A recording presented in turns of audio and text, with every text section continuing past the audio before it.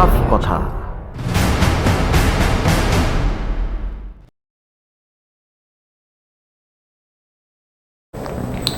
নমস্কার, ভারত টিভিতে আপনাদের স্বাগত। এই মুহূর্তে আপনাদের সাথে রয়েছে আমি রাধামত। শুরু করছি আজকের সাফ কথা। আজকে আমাদের সাফ কথায় ভারত টিভির স্টুডিওতে এমন দুজন ব্যক্তিত্বের সম্মুখীন আমরা হয়েছি যে যারা গোটা রাজ্যব্যাপী ওমেন এম্পাওয়ারমেন্ট, কর্মসংস্থান এবং আইন শৃঙ্খলা এই বিষয়গুলো নিয়ে আন্দোলন শুরু করেছে। এক সময় বিশেষ রাজনৈতিক দলের ছত্রছায়া থাকলেও এখন কিন্তু তারা তাদের নিজের ব্যক্তিগত প্রচেষ্টায় অন্যান্য মানুষের সহযোগিতায় তারা নতুন করে এই আন্দোলন শুরু করেছেন। সেই বিশেষ যে প্রতিবাদী মুখ তাদের সঙ্গে পরিচয় করে দিব আপনাদের। রাজ্যের প্রতিবাদী মুখ রয়েছেন আমাদের এখানে রাজন্যা হালদার। রাজন্যা, আপনাকে আমাদের ভারত টিভিতে স্বাগত। রয়েছেন শুভঙ্কর হালদার, তিনিও আরেক প্রতিবাদী মুখ। ধন্যবাদ। তো আজকে প্রথমে আমরা রাজন্যার কাছে যাব।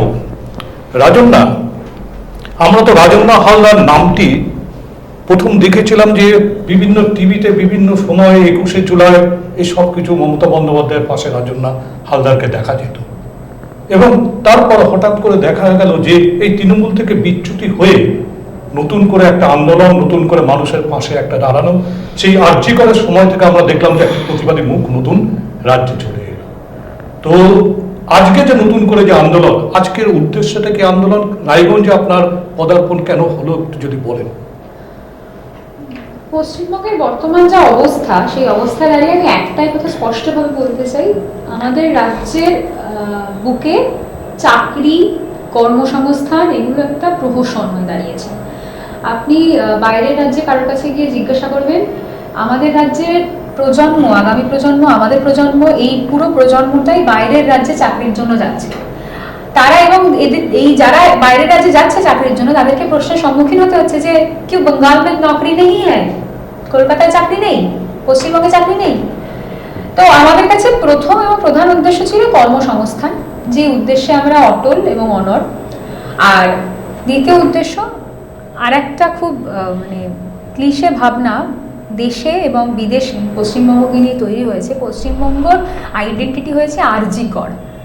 এটা আমার রাজ্যের, আমার বাংলার আইডেন্টিটি হতে পারে না। আমার বাংলার রবীন্দ্রনাথ ঠাকুরের জন্মস্থান, নেতাজির জন্মস্থান, শঙ্খ ঘোষের জন্মস্থান, সুনীল গঙ্গোপাধ্যায়ের জন্মস্থান। আমার বাংলায় দাঁড়িয়ে যদি আমার বাংলার পরিচিতি ধর্ষিতা মায়ের বা ধর্ষিতা বোনের বা ধর্ষিতা দিদির পরিচিতি হয়ে দাঁড়ায়, তাহলে সেটা আমাদের বঙ্গবাসী হিসেবে খুব লজ্জার। তো এই দুটো প্রধান এবং গুরুত্বপূর্ণ বিষয় নিয়ে আমরা আমাদের আন্দোলন শুরু করেছি, এবং আমাদের আন্দোলনের উদ্দেশ্য কর্মসংস্থান চাই, আর উইমেন সেফটি, উইমেন সিকিউরিটি, নারী সুরক্ষা, নারীর সম্মান চাই। না, এই যে আন্দোলনটা আপনারা শুরু করেছেন, আন্দোলন করতে গেলে তো একটা বড় অথরিটি লাগে। যেমন আমরা দেখেছি বড় বড় রাজনৈতিক নেতৃত্ব বা সামাজিক মানুষ যারা সমাজ সেবার জন্য এগিয়ে এসেছেন, তাদের পিছনে একটা বড় অথরিটি তৈরি হয়েছে। এই অথরিটিটা আপনি কিভাবে তৈরি করছেন? আমি বিশ্বাস করি যে বিন্দুতে বিন্দুতে সিন্ধু হয়। আজকে অথরিটি কিভাবে তৈরি হচ্ছে, কেন তৈরি হচ্ছে, কোথায় তৈরি হচ্ছে, কে অথরিটি, এই প্রশ্নগুলোর উত্তর আমি দৃঢ় বিশ্বাসী যখন আমরা প্রত্যেক ডিগ্রিধারী যুব সমাজের কাছ থেকে ওই দিস্তা বান্ডিল মার্কশিটের জেরক্সগুলো নিয়ে কালীঘাটে বা নবান্নে যখন যেখানে যাব, তখন এই আন্দোলনের অথরিটিকে সেটা প্রমাণিত বা বোঝা যাবে বলে আমি বিশ্বাস রাখি। এই যে আপনি আন্দোলনটা করছেন, আপনার শুরু, এই আন্দোলনটা যখন হচ্ছে তখন তো রাজ্যের যারা শাসক শ্রেণী তাদের তো স্বার্থে লাগবে এই আন্দোলনটা। যখন আন্দোলনটা শাসক শ্রেণীর স্বার্থে লাগবে, তো সেই ক্ষেত্রে আপনার নিজের প্রোটেকশন হিসেবে আপনি কি চিন্তা ভাবনা করেছেন? প্রোটেকশন বলতে আমরা বুঝি যে আমাদের কাছে যাদের জন্য আমরা আন্দোলন করছি এবং যারা হয়ে আমরা আন্দোলন করছি তাদের প্রোটেকশন লাগে না। আর যদি প্রোটেকশনের বিষয় আসে তাহলেই তো আইন শৃঙ্খলা, দুর্নীতি, এই জোর করে চাপিয়ে দেওয়া, এই মানসিকতাগুলো সরকারের আরো বেশি ফুটে উঠবে। না, যেহেতু একটা শাসক শ্রেণী একটা রাজনৈতিক দলের বিরুদ্ধে আপনাদের সংগ্রাম ধরতে গেল, এবং সেই জায়গাটা যদি আমরা ধরে নিই, তাহলে বিকল্প কোনো রাজনৈতিক ব্যবস্থাকে আপনাদের সাথে আছে যে জায়গাটাকে আপনারা রিলাই করতে পারেন?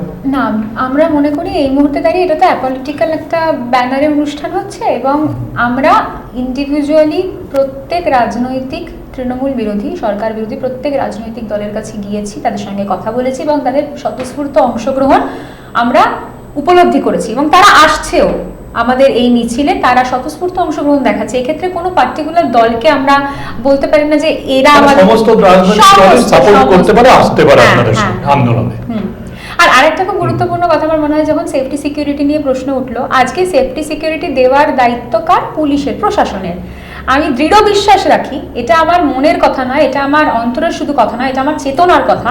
আমি এই বিশ্বাসটা রাখি যে পুলিশ, যারা পুলিশের উর্দি গায়ে দিয়ে ওই ইউনিফর্মটা পরে রয়েছেন, তারাও যখন বাড়িতে ফেরেন, তাদের সন্তানের মুখটা দেখেন, তাদেরও মনে এই প্রশ্ন দুটোই জাগবে যে আমার সন্তানকে কর্মসংস্থান কোথায় করব, আর আমার সন্তানের, আমার যদি মহিলা সন্তান হয়, আমার যদি নারী সন্তান, আমার যদি মেয়ে সন্তান হয়, তাহলে তার সেফটি সিকিউরিটি আমাদের রাজ্যে কতটা রয়েছে।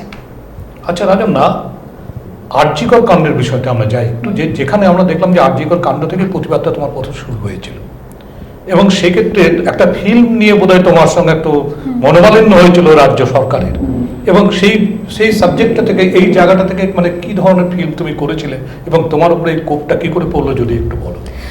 আরজিকরের প্রেক্ষাপটে, ইস্যুতে নয়, আরজিকরের ঘটনা নিয়েও নয়, আরজিকরের প্রেক্ষাপটে একটি শর্ট ফিল্ম বানিয়েছিলাম আমরা। প্রেক্ষাপট শব্দটার আসল অর্থ হচ্ছে সময়কাল বা যেই পরিস্থিতি, আবহাওয়ার সময় পরিস্থিতি আমরা দাঁড়িয়ে আছি।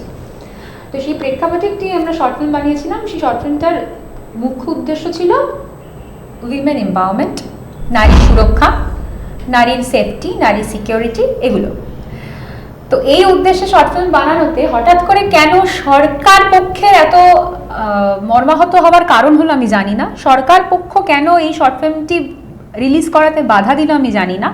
কারণ তারা কি ভেবেছিল, কি ভয় ছিল, কি ভাবনার উদ্রেক ঘটেছিল তাদের মধ্যে, সেটা আমি সত্যি জানি না। কিন্তু হঠাৎ করে এই শর্ট ফিল্মটি রিলিজ করার জন্য আমাদের কাছে সাসপেনশন লেটার এলো আমার এবং প্রান্তিক চক্রবর্তী, সেই সময় তৃণমূল ছাত্র পরিষদের ভাইস প্রেসিডেন্ট ছিলেন রাজ্যে।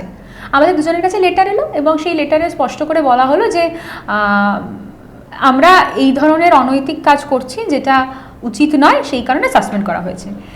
এবার আমি উইমেন এম্পাওয়ারমেন্ট নিয়ে কথা বলছি, সেটা অনৈতিক যদি হয় এবং সেটা যদি তৃণমূল কংগ্রেস দলের কাছে অনৈতিক হয়, তাহলে তো দুয়ে দুয়ে চার হয়েই যাচ্ছে। তাহলে তো এই রাজ্যে বর্তমান নারী সুরক্ষার যে অবস্থা, উইমেন সিকিউরিটি, সেফটি, এম্পাওয়ারমেন্টের যেই অবস্থা, সেটা প্রমাণিত। এই যে আরজিকর কাণ্ডের পর তুমি যে সরে এলে, এই সরে আসবার পর আমরা দেখেছি যে 21শে জুলাই যে রাজন্না হালদার মুখ্যমন্ত্রীর পাশেই থাকতেন গিয়ে, এবং সেই ব্যাপারে যখন দলচ্যুতি হয়ে গেল, তৃণমূলের কোনো নেতা বা নেতৃত্ব কি যোগাযোগ রাখছে, তারা ব্যক্তিগতভাবে কোনো যোগাযোগ রাখছে তোমার সাথে? আমি এটা বিশ্বাস করি যে যারা আমাদের সঙ্গে যোগাযোগ রাখছে তারা শুধু তৃণমূল কংগ্রেসের বলে দাগিয়ে দেওয়াটা খুব হীন হবে। তারা মানবিকতার স্বার্থে, মনুষ্যত্বের স্বার্থে আসল মানুষ বলে যোগাযোগ রাখছেন, কারণ তাদের শিরদাঁড়াটা কোথাও না কোথাও কি এখনও বিক্রি হয়নি। এই বিশ্বাসে আমি এই কথাটা বলি যে হ্যাঁ, অনেকেই যোগাযোগ রেখেছেন, অনেকেই রেখেছেন। এবং আমরা দেখলাম যে বিরোধী দলনেতা শুভেন্দু অধিকারী তিনিও তোমার সঙ্গে যোগাযোগ করেছিলেন, এবং সেই ক্ষেত্রে কি বিজেপিতে যাবার কোনো প্রস্তাব এসেছিল তোমার কাছে? না, মিথ্যা কথা বলবো না। শুভেন্দু অধিকারী আমার সঙ্গে যোগাযোগ করেছে, এটা আমি বলে দাগিয়ে দিলে খুব বাজে ধারণা বা ভাবনা হবে। শুভেন্দুদার সঙ্গে আমরা যোগাযোগ করেছিলাম এবং শুভেন্দুদাও আমাদের সঙ্গে যোগাযোগ করেছিল। এক হাতে কখনো তালি বাজে না। আমি শুধু শুভেন্দুদা যোগাযোগ করেছে বললে ভুল হবে, উভয় পক্ষ থেকেই যোগাযোগ হয়েছিল। আর সেটা হয়েছিল তৃণমূল কংগ্রেস আমাদেরকে সাসপেন্ড করার অনেক পরে, কয়েক মাস পরে। এবার আমি একটা ধারণা বিশ্বাস রাখি যে শুভেন্দু অধিকারী আমাদের সঙ্গে যোগাযোগ করা বা আমরা শুভেন্দু অধিকারীর সঙ্গে যোগাযোগ করা, এইগুলো মুখ্য বিষয় নয় আমাদের কাছে। আমাদের রাজনৈতিক এই পথে, এই যে আন্দোলনটা নিয়ে আমরা এগিয়ে যাচ্ছি, এই মুভমেন্ট, এইটা মুখ্য বিষয় নয় এই মুহূর্তে দাঁড়িয়ে। এই মুহূর্তে দাঁড়িয়ে মুখ্য বিষয় যে আমরা যুব সমাজের স্বার্থে, জনস্বার্থে কতটা গ্রহণযোগ্যতা নিয়ে এই মুহূর্তে দাঁড়াতে পারছি।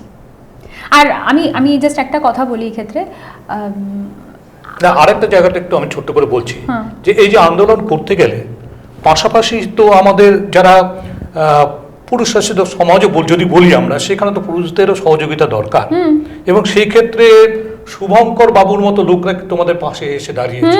তো সেই ক্ষেত্রে একটু আমি শুভঙ্কর বাবুর কাছে যাব যে আপনি কিভাবে এই আন্দোলনের সঙ্গে সম্পৃক্ত হয়ে গেলেন, যদি একটু বলেন।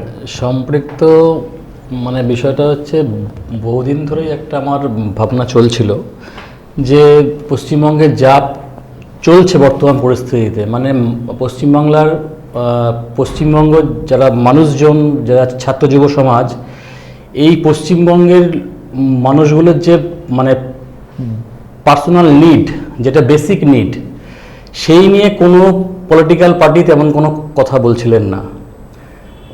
ধর্ম, মারামারি, খুনোখুনি, রেপ, ধর্ষণ, পশ্চিমবঙ্গটা যা পরিস্থিতির দিকে মানে বর্তমান সময় যেমন পরিস্থিতি আর কি আছে, সেই পরিস্থিতির দিকে তাকিয়ে আমরা বহুদিন ধরেই ভাবছিলাম একটা এই রাজনৈতিক দলমতের ঊর্ধ্বে উঠে একটা যদি আমরা গণ আন্দোলন তৈরি করতে পারি। সেই কারণেই সময় সবাইকে মিলিয়ে দেয়। আচ্ছা, সময় পরিস্থিতির সাথে মিলে গিয়ে মোটামুটি একটা জায়গায় আমরা আসি এবং একটা বৃহত্তর আন্দোলন করার স্বার্থে আমরা এক হই। এই যে আন্দোলনের রূপরেখা মোটামুটি যেমন আজকে রায়গঞ্জে হলো, রায়গঞ্জে একটা রোড শো হয়েছে সম্ভবত নাকি? আচ্ছা, এইবার তোমাদের কি কি পরিকল্পনা পরবর্তীতে আছে একটু যদি শুভঙ্কর বাবু বলেন, পরবর্তীতে কি কি পরিকল্পনা আছে? আমরা এখান থেকে উত্তরবঙ্গ থেকে স্টার্ট করছি। উত্তরবঙ্গ থেকে শুরু করে আমরা দক্ষিণবঙ্গে যাব। দক্ষিণবঙ্গে উত্তরবঙ্গে যেমন রায়গঞ্জ হলো, রায়গঞ্জ পরে কোথায়? শিলিগুড়ি। শিলিগুড়ি। আচ্ছা, তো আমরা যে স্থানে স্থানে আমরা যাব, সেই স্থানে গিয়ে আমরা প্রত্যেকটা সেখানকার স্থানীয় যারা ছাত্র যুব সমাজ আছে, যারা শিক্ষিত, পড়াশোনা করে বসে রয়েছে, ভয়ঙ্কর পরিস্থিতি পশ্চিমবঙ্গের। একজন পিএইচডি করা ব্যক্তি সে গ্রুপ সির ফর্ম ফিল আপ করছে, এই ভয়ঙ্কর পরিস্থিতি। রাজ্যের মুখ্যমন্ত্রী বলছেন ঘুগনি বেচুন। পিএইচডি পাশ করে সে দিস্তা দিস্তা বই পড়ে তাকে মাননীয় মুখ্যমন্ত্রী বলছে, ওপর থেকে স্টেজ থেকে বলছে আপনি ঘুগনি বেচুন। তা যদি পশ্চিমবঙ্গে যারা তাকে ভোট দিয়ে মুখ্যমন্ত্রী বানিয়েছে তারা যদি ঘুগনি বেচে, মাননীয় মুখ্যমন্ত্রীকে আগে প্রশ্ন করতে হবে মানে তার পরিবারের কাছে, তার বাড়ির কেউ কি আছে যারা ঘুগনি বেচতে পারবে? তার যে ভাইপো, তাকে তো প্রথম বলা উচিত, ঠিক আছে, আমাদের পরিবার আমাদের শিখিয়েছে আপনি আচরি ধর্ম পরকে শেখাও। মুখ্যমন্ত্রীর ভাবা উচিত যে আমার ভাইপো যেদিন ঘুগনি বেচবে, আমি পিএইচডি পাস করা একটা ছেলেকে বলবো যে আপনি গিয়ে ঘুগনি বেচুন। ধিক্কার এই মুখ্যমন্ত্রীকে। তার পরিবার সমস্ত সুখভোগ করবে, আর যারা লাইনে দাঁড়িয়ে গ্রীষ্মের কঠোর তাপ সহ্য করে ভোট দিয়ে রেখে মুখ্যমন্ত্রী বানিয়েছে, তারা মুখ্যমন্ত্রী তিনি হওয়ার পরে সেই যারা ভোটার তিনি তাদের বলছেন ঘুগনি বেচতে। এটা কোন মুখ্যমন্ত্রী? আমরা এই মুখ্যমন্ত্রীকে চিনি না। 2011 সালের আগে যিনি ছিলেন তিনি ছিলেন দিদি, তার নাম ছিল দিদি। 2011 ক্ষমতার আসার পর যখন তিনি মুখ্যমন্ত্রী চেয়ারে বসলেন তখন তিনি হয়ে গেলেন পিসি। তাহলে আগে আমরা বলতাম যে পশ্চিমবঙ্গে আমরা শিল্প আমাদের ভবিষ্যৎ, আর কৃষি আমাদের ভিত্তিক, শিল্প আমাদের ভবিষ্যৎ। আর মুখ্যমন্ত্রী সেটা বানিয়ে দিলেন যে পিসি আমাদের ব্যবসা, ভাইপো তোমার ভবিষ্যৎ। মানে ভাইপোকে পশ্চিমবঙ্গবাসীর ভবিষ্যৎ বানিয়ে দিলেন, আর পিসির ছবি নিয়ে বালি চুরি, চাকরি চুরি, ব্যবসায় তার চলছে। তো এই হচ্ছে বঙ্গবাসীর পরিস্থিতি। এই বঙ্গবাসীর এই যন্ত্রণার এই মানে আমরা যদি কিছুটা হলে এই যন্ত্রণা কমাতে পারি, আমরা প্রতিটা মানুষের কাছে যাবো। সরকারের উচিত ছিল, প্রতিটা সরকারের কথা বলছি আমি, শুধুমাত্র এখানকার কথা বলছি না, প্রতিটা সরকারের প্রথম ধর্ম হচ্ছে তার জনগণকে সুরক্ষা এবং তার যে ভবিষ্যৎ, তাদের স্থায়ী চাকরি, তাদের কর্মসংস্থান। তা যখন মুখ্যমন্ত্রী পারছেন না সে বিষয়ে, তিনি মুখ্যমন্ত্রী হিসেবে স্বীকার করছেন যে ঘুগনি বেচুন, তাহলে তার মুখ্যমন্ত্রীর চেয়ারে বসে থাকার আর একদিনের জন্য কোনো অধিকার নেই। আর 2026 সালেও যদি আবার তিনি মুখ্যমন্ত্রী হন, তাহলে পশ্চিমবাংলার যা পরিস্থিতি হয়েছে পুরো ধ্বংসস্তূপে পরিণত হয়েছে। এরপরে আর ওই ভারতবর্ষের যে ম্যাপটা আছে আমরা দেখে বলতে পারবো না যে আমরা, ঠিক আছে, এই পশ্চিমবাংলা আমরা বাস করতে পারি, মানে বাস করি আর কি। তো এই ধরনের একটা ভয়ঙ্কর পরিস্থিতিতে আমরা আছি। সরকারের যেটা উচিত ছিল যে প্রতিটা মানুষের কাছে যাওয়া, কিন্তু সরকার ক্ষমতা আসার পর থেকে মাননীয় মুখ্যমন্ত্রী ভুলে গেছেন কিভাবে তিনি ক্ষমতায় এসেছিলেন। তিনিও কিন্তু আন্দোলনের মাধ্যমে ক্ষমতায় এসেছিলেন। তিনি আন্দোলন করতে দেন না কেন? তিনি এত দমন পীড়ন করেন কারণ তার নিশ্চয়ই তার মনেও ভয় রয়েছে। ভয় সবাই পায়, মুখ্যমন্ত্রীও পান, ঠিক আছে। আপনারা যেমন ভাবেন, প্রতিটা মানুষ যেমন ভাবে বিশাল ভয়ঙ্কর ব্যাপার, ওরা ক্ষমতায় আছে, উনি মুখ্যমন্ত্রী ভয়ঙ্কর, কিচ্ছু ভয়ঙ্কর না। তিনি সবচেয়ে বড় ভীতু। তিনি ক্ষমতা কখন তার হাত থেকে বেরিয়ে যাবে, কখন তার চেয়ার চলে যাবে, তিনি প্রতি মুহূর্তে ভাবছেন, তিনি ভয় পান। তাই সরকার যদি মানুষের কাছে না পৌঁছাতে পারে, আমরা জনগণকে নিয়ে মুখ্যমন্ত্রীর কাছে পৌঁছাবো এবং প্রত্যেকটা, আমরা বলেছি পশ্চিমবঙ্গের প্রত্যেকটা যারা শিক্ষিত বেকার আছেন ছাত্র যুব, তাদের থেকে আমরা তাদের মার্কশিট কপি নেব। প্রত্যেকটা মার্কশিট কপি নিয়ে যারা শিক্ষিত বেকার হয়ে বসে আছে, সেই দিস্তা দিস্তা মার্কশিট কপি নিয়ে আমরা মুখ্যমন্ত্রীর কাছে যাবো যে চাকরি দিন। আচ্ছা রাজন্না, এই যে শাসক শ্রেণীর বিরুদ্ধে যে লড়াই, যে সংগ্রাম, যেটা একটা কালেকটিভ ফোর্স নিয়ে একটা তৈরি করা একটা পরিকল্পনা চলছে, তো এই মুহূর্তে এইটাই কি প্রয়োজন হলো যে এটা কি মনে হলো যে এই শাসক শ্রেণীর যে রাজনীতি, এই রাজনৈতিক দলের বাইরে কোনো রাজনৈতিক দলকে আমাদের রাজ্যে নেই যারা এই লড়াইটা করতে পারে? অবশ্যই আছে, কিন্তু তাহলে বিকল্পভাবে তোমাদেরকে রাজনীতি থেকে বেরিয়েছে কেন করতে হবে? না আমি এটাই বলতে চাই, অবশ্যই আছে। বিজেপি রয়েছে, সিপিএম রয়েছে, আইএসএফ রয়েছে, মিম রয়েছে, জেইউপি রয়েছে, কংগ্রেস রয়েছে, অনেক দল রয়েছে, কিন্তু তারা কি করছে না? এইটাই হচ্ছে প্রশ্ন। এইটাই প্রশ্ন যে আমি কাউকে ইন্ডিকেট করে বা কাউকে প্রশ্ন ছুড়ে দিয়ে অসম্মান করছি এরকম ব্যাপার না। আমার বক্তব্য একদম সিম্পল, আমার এজেন্ডা সিম্পল। কোনো রাজনৈতিক দল কি করছে না করছে সেটা তাদের রেজিমেন্টেশনের ব্যাপার, তাদের ব্যক্তিগত বিষয়। আমি তাদের দলের নর্মস, রুলস, রেগুলেশনসের বিষয়, আমি সেখানে ঢুকছি না। কোনো দল সাধারণ মানুষের কাছে কানেক্ট করার জন্য যেই পন্থা ব্যবহার করে বা যেভাবে মানুষের কাছে পৌঁছায়, তার থেকে বেশি গুরুত্বপূর্ণ আমার কাছে মনে হয়েছে যে আমাদের মতো ছাত্র যুব সমাজরা যদি পৌঁছায়। এই প্রশ্নটা স্বাভাবিকভাবেই আসবে যে বিজেপি কি করছে না, কংগ্রেস কি করছে না, যাদের ছাত্র সংগঠন রয়েছে, বিশেষ করে বিজেপি আর কংগ্রেসেরই ছাত্র সংগঠন এবং সিপিএম এর রয়েছে, তারা কি করছে না? কিন্তু সাধারণ মানুষের কাছে এই করাটা যেন আরো সবাই মিলে করি, ওরা করছে করুক, ওরা যদি না করে সেটাও তাদের বিষয়, কিন্তু আমরাও যদি করি, সবাই মিলে যদি একত্রিত হয়ে সম্মিলিতভাবে করি, তাহলে হয়তো কোথাও না কোথাও, যেটা শুভঙ্করদা বলছিল, কোথাও না কোথাও গিয়ে কারোর মনে ভয়ের উদ্রেক হবে না। এই যে দলগুলো যারা করতে পারে কিন্তু করছে না, তারা যদি কেউ রাজন্য হালদারকে বলে বিধানসভায় প্রার্থী হতে, সেই বিষয়ে কতটুকু চিন্তা ভাবনা করবে? না, বিধানসভার প্রার্থী হওয়ার জন্য আমি কোনো মুভমেন্ট করছি এটা আমি বিশ্বাস করি না। যদি কোনো প্রস্তাব আসে কোনো রাজনৈতিক দল থেকে, সেভাবে কি সাড়া দেবে? এইটা না এই মুহূর্তে খুব তুচ্ছ বিষয়। এই মুহূর্তে আমার উদ্দেশ্য প্রার্থী হওয়া নয়, এই মুহূর্তে আমার উদ্দেশ্য, আমিও এসএসসি লাইনে দাঁড়িয়ে পরীক্ষা দিয়েছিলাম, এই মুহূর্তে আমার উদ্দেশ্য আমি যেন চাকরি পাই। এবং 2021 সালের পর থেকে সিএসসি হয়নি আমাদের রাজ্যে, আজকে 2026 সাল, কলেজ সার্ভিস কমিশন। আমি চাই কলেজ সার্ভিস কমিশন হোক, দ্রুত হোক, এবং আমরা যেন আমাদের নিশ্চিত ভবিষ্যৎটাকে এই রাজ্যে প্রতিষ্ঠা করতে পারি। এইটাই আমার চাওয়া পাওয়া এই মুহূর্তে দাঁড়িয়ে। না, তৃণমূল, আপনি তো তৃণমূল করতেন, এবং তৃণমূল করার সময় আপনার চাকরি হয়নি, তো চাকরি হয়নি দেখে কি আপনি তৃণমূল থেকে চলে গেলেন? এটাকে কেউ বলবে? এটা যদি কেউ বলে সেটা তার ব্যক্তিগত ব্যাপার, কিন্তু সবাই জানে আজকে তৃণমূলে থেকে যদি আমি একটা অন্তত স্করপিও বা গলায় 4টে মোটা সোনার চেনও করে নিতাম, তাহলে হয়তো মানে এই ভাবনা বা এই চিন্তার উদ্রেকের জায়গা থাকতো না, এরকম ধারণা মানুষের কাছে আসে। জানি আমি যে তারা ভাবে ও রাজন্যা স্করপিও করতে পারিনি তাই, কিন্তু আমি বিশ্বাস করি, দেখুন স্করপিও করতে পারিনি তো কি আছে, আজকে তৃণমূল থেকে বেরিয়ে আসার পর 5টা তৃণমূলের মানুষ আমার দিকে আঙুল তুলে এটা বলতে পারবে না, তৃণমূল যারা দলটা করে এটা বলতে পারবে না কোনোদিন যে রাজন্যা রেপ করেছে, খুন করেছে, চাকরি দিয়েছে, চাকরি চুরি করেছে, কাউকে কলেজে ভর্তি করিয়ে দিয়েছে বেআইনিভাবে, কিংবা কোনো পুলিশ অফিসারকে গালাগালি করে তার মা মাসি উদ্ধার করে দিয়েছে, সকালবেলা কাউকে থ্রেট করেছে, রাত্রেবেলা কাউকে থ্রেট করেছে। আমার নামে একটা অ্যালিগেশন কোন তৃণমূল কংগ্রেসের কর্মী দিতে পারবে না। আমার নামে অন্য কিছু বলতে পারে যে রাজন্যার চারিত্রিক স্খলন রয়েছে, এর বাইরে কিছু বলতে পারবে না। কিন্তু তো আমার কাছে এইটা খুব ইম্পর্টেন্ট যে, যেটা দাদা আপনি বললেন এক্ষুনি, যে তৃণমূল চাকরি দেয়নি বলে কি তুমি বেরিয়ে এসছো, আমার কাছে এইটা ইম্পর্টেন্ট। কে চাকরি দিল কে চাকরি দিল না এটা নয়, আমার কাছে এইটা ইম্পর্টেন্ট যে আমার প্রাপ্য চাকরিটা, যোগ্য চাকরিটা, এবং যা যে 26,000-এর চাকরি চলে গেল, আমি নিজে এসএসসি লাইনে দাঁড়িয়ে এই অনুভূতিটা আমি সব জায়গায় বলছি। এসএসসি লাইনে যখন দাঁড়িয়ে আছি, আমার সামনে যে ভদ্রলোক ভদ্র মহিলা যারা লাইন দিয়ে সারি সারি ভাবে দাঁড়িয়ে আছে, তাদের কারোর কোলে সন্তানকে দুধ খাওয়াচ্ছে, কারোর পিঠে ব্যাগ, সন্তানের জামা কাপড় ডাইপার এসব নিয়ে এসেছে, কেউ বাবা মাকে নিয়েছে সন্তানকে দেখার জন্য, স্বামী স্ত্রী একসঙ্গে লাইনে দাঁড়িয়েছে, স্ত্রী পড়ছে, স্বামী সন্তানকে কোলে নিয়ে লাইনে তার পাশে দাঁড়িয়ে আছে। এইগুলো দেখলে না গায়ের লোমে মানে খারাপ হয়ে যায়, লোম খারাপ হয়ে যায়, কাটা দেয় গায়ে। এই মুহূর্তে রাজ্য সরকার যদি বলে আমরা সমস্ত চাকরি যোগ্যদের চাকরি দিয়ে দিচ্ছি, সেই চাকরি দিলে কি আপনার আন্দোলন থেকে সরে আসবেন?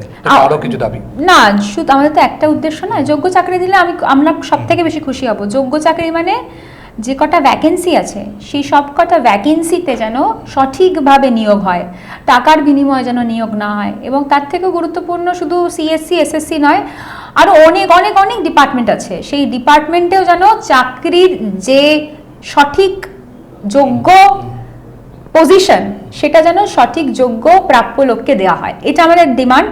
আর দ্বিতীয়, এটা হলে তো আমরা পিছিয়ে আসবো এরকম না, আমাদের তো উইমেন সেফটি, উইমেন সিকিউরিটি এগুলোও রয়েছে বিষয়, আরো ডিমান্ড আছে। তো আমরা চাই সবগুলো যদি হয়ে যায়, পিছিয়ে আসার ব্যাপার নয়।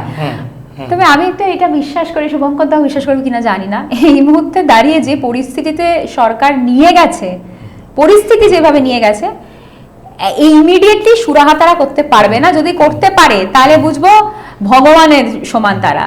এই যদি সাধারণ এই কয়েক লাখ কয়েক কোটি যুব সমাজকে যদি চাকরি দিতে পারে, যোগ্য চাকরি, তাহলে বুঝবো তারা ভগবান। তৃণমূল যদি এখন নিজেরা চাপে পড়ে যদি রাজন্না হালদারকে প্রার্থী করবার জন্য ডেকে পাঠায়, তাহলে কি করবে? আমি তো প্রার্থী হওয়ার জন্য লড়িনি বা প্রার্থী হওয়ার জন্য লড়ছি না। তৃণমূল কংগ্রেস যেদিন আমাকে, বা শাসক দলে আবার ফিরে যাবেন? দেখুন, আমাকে যেদিন সাসপেন্ড করেছিল, আমার কাছে কোনো ন্যায্য রিজন ছিল না, কারণ ছিল না। তাহলে যেখানে ন্যায্য কারণ নেই, যেখানে আরজি কর নিয়ে একটা শর্ট ফিল্ম বানানো এত ভয় হয় এবং সেখান থেকে সাসপেন্ড করতে হয়, সেখানে ফিরে না যাওয়াই বেটার। রাজন্না হালদারকে আমরা দেখছি মাথায় একটা লাল ফেটে, তো এটা হঠাৎ কেটে কি কোনো শপথের প্রতীক? এটা আমি মনে করি আমার ভগবানের আমার প্রতি আশীর্বাদ। এইটা নিয়ে অনেক জায়গায় বলা হয়েছে, অনেক মিডিয়া চ্যানেল, সোশ্যাল মিডিয়ারা বলেছে যে আমি নাকি যতদিন না মমতা বন্দ্যোপাধ্যায় পদত্যাগ করবে ততদিন এই ফেটটিটা খুলবো না, এরকম বলেছি। কোথাও আমি এটা বলিনি, এবং যারা এটা রটাচ্ছে তাদের সেটা ব্যক্তিগত বিষয়। আমার মাথায় ভগবানের আশীর্বাদ রয়েছে। আমি বেনারস থেকে ঘুরে আসার পর আমার মাথায় জটা হয়েছে, তো সেই জটা তো মানে অনেকে ভাবছে যেরকম কৌস্তব বন্দ্যোপাধ্যায়, কৌস্তব বাগচি যেরকম মাথা ন্যাড়া করেছেন, বলছেন যে আমি চুল ডাকবো না যতদিন মুখ্যমন্ত্রী এখান থেকে বিদায় না নিচ্ছে, তো সেরকম কোনো কিছু ক্লিশে ব্যাপারে মমতা বন্দ্যোপাধ্যায়ের, যাই হোক, মানে মুখ্যমন্ত্রীর বিদায় হওয়া না হওয়ার সঙ্গে আমার চুলের কোনো সম্পর্ক নেই। আমার চুল, আমার মত, আমার ইচ্ছা, আমার ব্যক্তিগত সিদ্ধান্ত। তো এটা একেবারে ঐশ্বরিক কারণে না, সেটা তো শাসক দলের বিরুদ্ধে আপনি লড়াই করছেন, সেক্ষেত্রে আপনার একটা শপথ থাকতেই পারে। আমার এই যতক্ষণ আমার যে আমার গোলটা যখন সাকসেস না হচ্ছে, আমি এরকম শপথ নেব কেন যে শপথটা সাধারণ মানুষের স্বার্থে হবে না? আমি বরং শপথ নিলে এরকম শপথ নিই না যে আমি যতদিন না পর্যন্ত প্রাপ্য যোগ্যরা চাকরি পাচ্ছে ততদিন পর্যন্ত আমরা রাস্তায় থাকবো, দরকার হলে যদি চাকরি না দেয় ধর্নায় বসবো, অনশনে বসবো, এই শপথ নিই। তাহলে সেই ঈশ্বরের আশীর্বাদটা মাথায় তো রাখতেই হবে আপনাকে শেষ পর্যন্ত। ঈশ্বরের আশীর্বাদ তো মাথায় আছে, মানে সেটা থাকবেই। এবার এটা তো ঐশ্বরিক বিষয়, এটা আমি আমার ফেসবুক পেজেও পোস্ট করব।